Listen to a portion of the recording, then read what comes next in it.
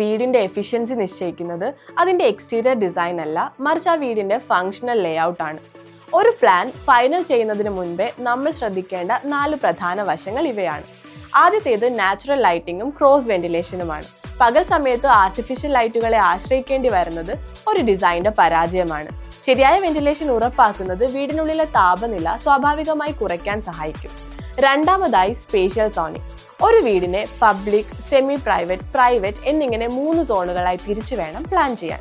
അതിഥികൾ എത്തുന്ന ലിവിംഗ് റൂമിൽ നിന്ന് ഡൈനിങ് ഏരിയയിലേക്കോ ബെഡ്റൂമിലേക്കോ വിഷ്വൽ ആക്സസിബിലിറ്റി ഇല്ലാത്തതാണ് നല്ലത്. ഈ പ്രൈവസി ഹൈറാർക്കി ഉറപ്പുവരുത്തിയിട്ടുണ്ടോ എന്ന് നോക്കണം. മൂന്നാമത്തെ കാര്യം സർക്കുലേഷൻ പാതകളാണ്. പ്ലാനിംഗ് സ്റ്റേജിൽ തന്നെ വാർഡ്രോബുകൾക്കും കിച്ചൺ ക്യാബിനറ്റുകൾക്കും വേണ്ട കൃത്യമായ അളവുകൾ കണ്ടെത്തണം.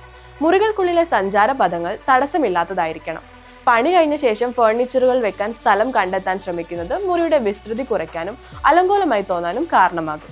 അവസാനമായി ഫ്യൂച്ചർ പ്രൂഫിംഗ്. നിങ്ങളുടെ ഇന്നത്തെ ആവശ്യങ്ങൾക്കൊപ്പം തന്നെ ഭാവിയിൽ വരാവുന്ന ഫാമിലി സ്ട്രക്ചറിലെ മാറ്റങ്ങൾ കൂടി പ്ലാനിങ്ങിൽ പ്രതിഫലിക്കണം.